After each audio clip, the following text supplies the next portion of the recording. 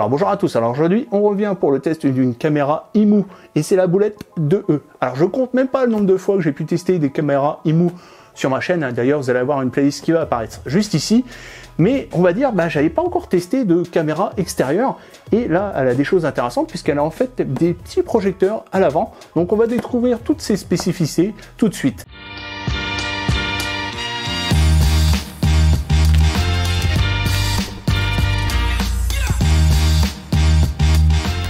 Allez, c'est parti pour le déballage. Donc ici, on a le visuel de la caméra.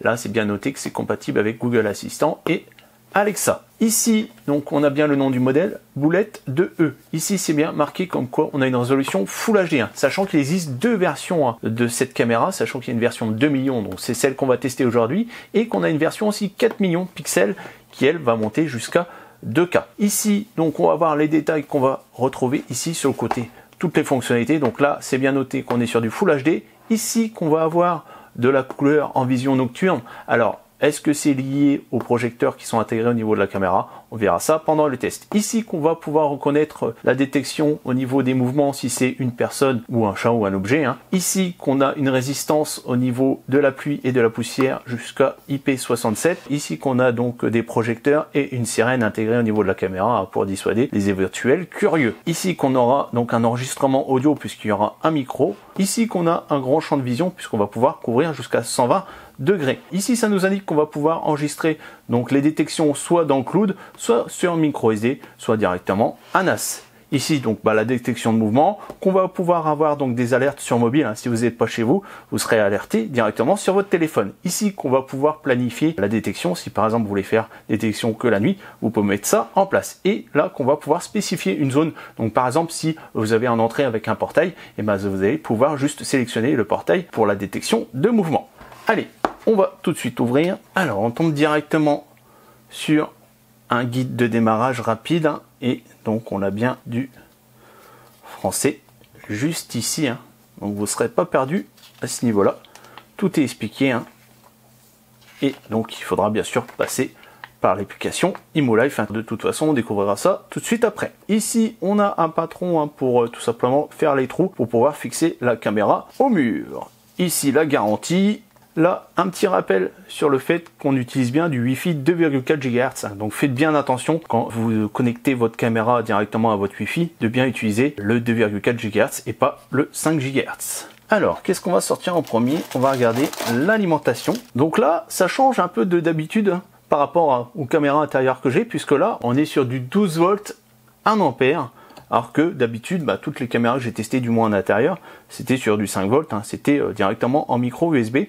Alors je sais pas pourquoi au final ça utilise de 12 volts. Et donc ici on a un connecteur comme ça rond. Et on va regarder au niveau du câble. On a facile, moi je dirais au moins 3 mètres de câble. Donc là on est tranquille à ce niveau là. Après on a un connecteur étanche. Donc en fait quand vous allez faire la connexion avec la caméra au niveau de l'alimentation, vous allez mettre ça dans un petit boîtier et ça va rendre ça étanche. Ici, les chevilles et les vis de fixation. Et puis, c'est tout. Allez, on sort maintenant la caméra. On va mettre le carton de côté. On va enlever le petit plastique. Et voilà à quoi ressemble la bête. Donc ici, on a les deux antennes Wi-Fi. Donc c'est du Wi-Fi MIMO. Donc l'intéressant, c'est qu'on va pouvoir aller capter le Wi-Fi assez loin et sans interférence. Et en plus de ça, donc elle fonctionne en mode AP, c'est-à-dire que vous n'aurez pas besoin d'avoir de Wi-Fi là où vous êtes pour pouvoir récupérer, on va dire, le signal de la caméra. Vous pourrez directement brancher votre téléphone sur la caméra pour récupérer des images. Par contre, bien sûr, vous n'aurez pas d'alerte à distance après, puisque si forcément, là, il faudra bien sûr Internet. Alors, au niveau du câble, donc on a un branchement donc pour l'alimentation et ici, bonne nouvelle, on a de l'Ethernet. Donc ça, pour ceux qui ont peur justement de se faire brouiller le signal au niveau du Wi-Fi, vous pouvez brancher la caméra en filaire avec le port Ethernet.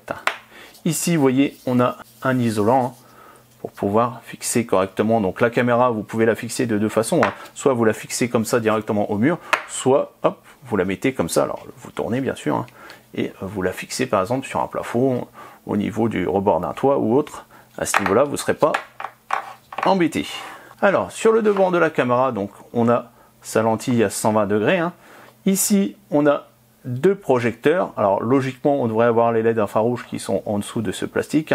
Et ici, on peut voir, voilà, le micro juste là. En dessous, donc, on a une trappe avec un bouton reset pour pouvoir appairer la caméra. Et ici, donc, on va pouvoir démonter pour accéder au port micro SD compatible jusqu'à 256 Go. Voilà.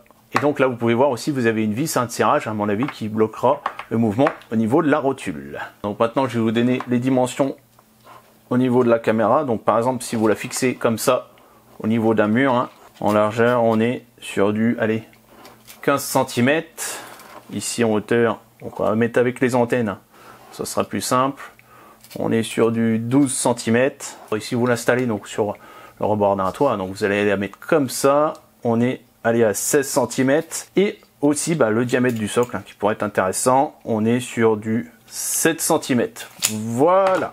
Bon écoutez, je pense qu'on a fait le tour de la caméra. On va aller tester tout ça. Donc on va commencer le test par l'application eMouLife qui est aussi bien disponible sur Android que sur iOS. Alors pour ceux qui ont déjà vu un test d'une caméra Emu, on est sur un terrain connu dans le sens donc aussi où on se retrouve avec tous les volets où on a nos différentes caméras qui sont appairées sur l'application. Donc là, notre caméra, elle se trouve juste ici, on clique dessus et donc on tombe donc sur le flux en temps réel.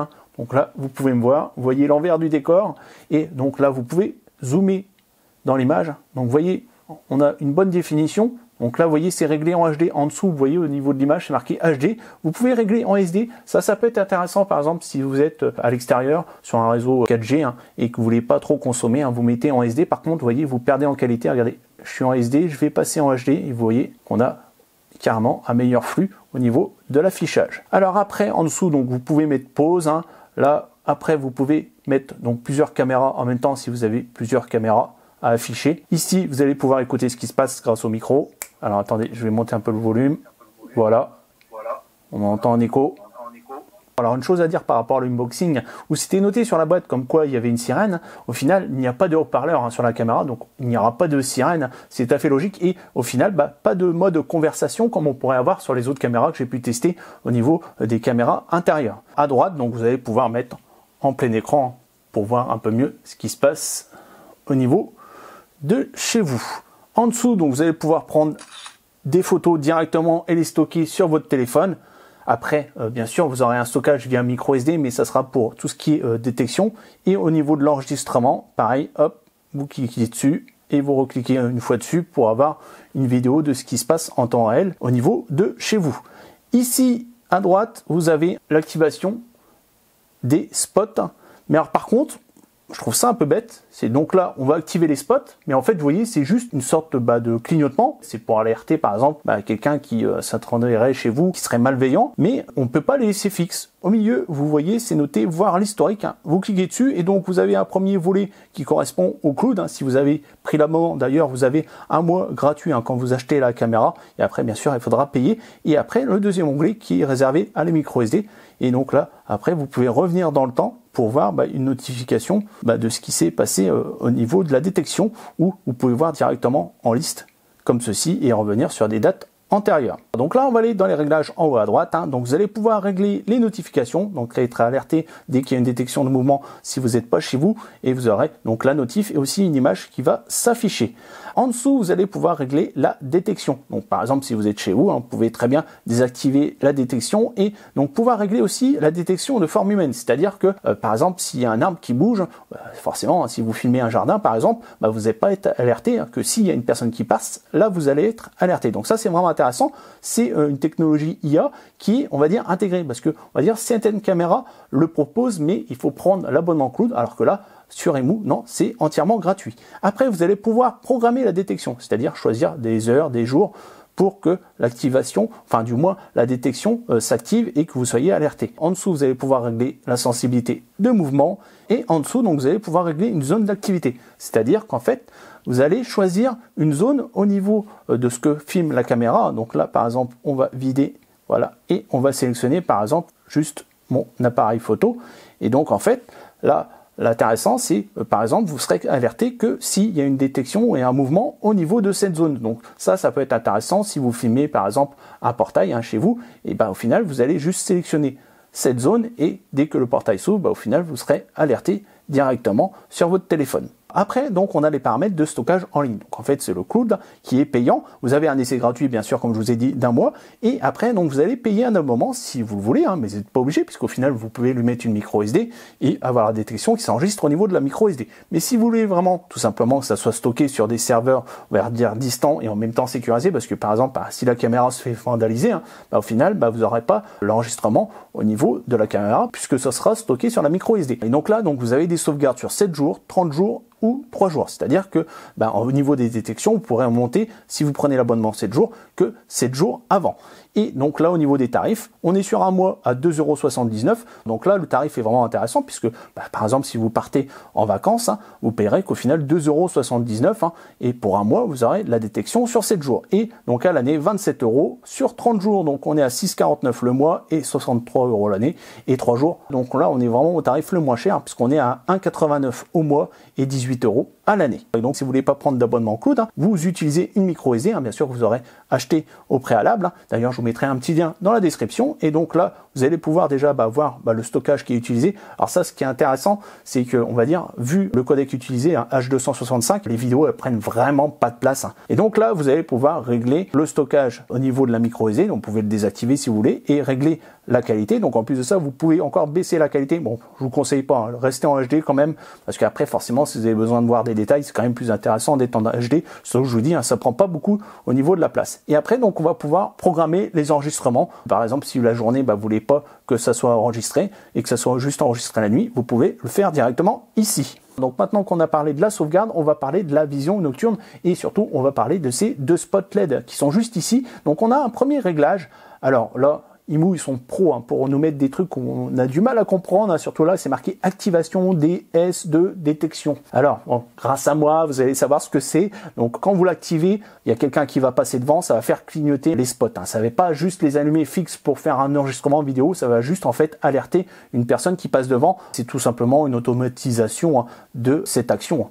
Donc là, au final, vous n'avez pas besoin d'être derrière, hein. Ça va directement alerter dès que la caméra va détecter une personne. Donc là, on va arriver dans ce qui nous intéresse le plus, c'est le mode de vision nocturne.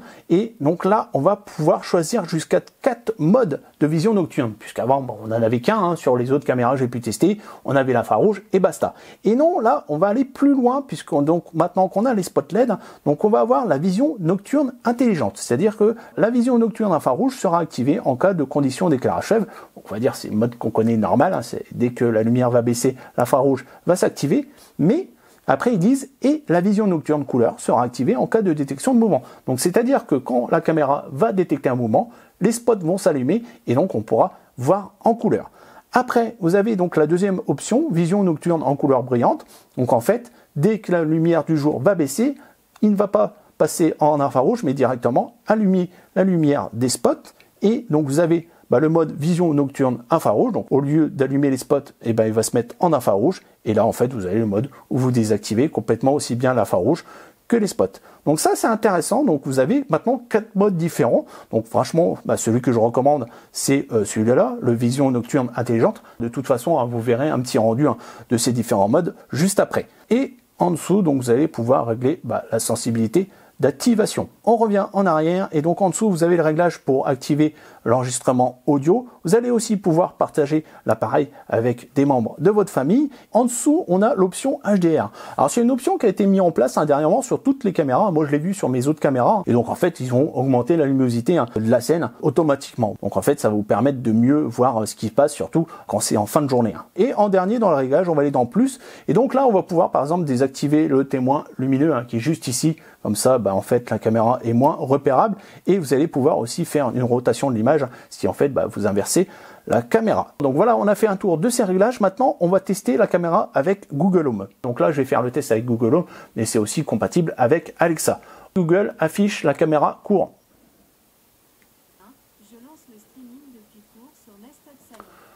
Voilà, donc ça s'affiche.